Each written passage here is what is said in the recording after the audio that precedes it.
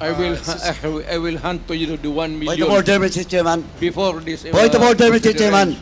What is the rule that was violated? What is the point of order of Congressman The Paduano? former president is speaking without the recognition of the chairman.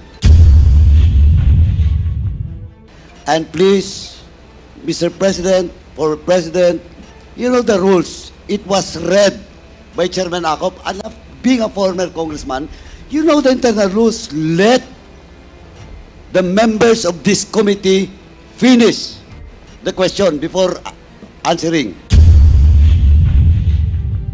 That's my first point of order, Mr. Chairman. And I hope the former president understand.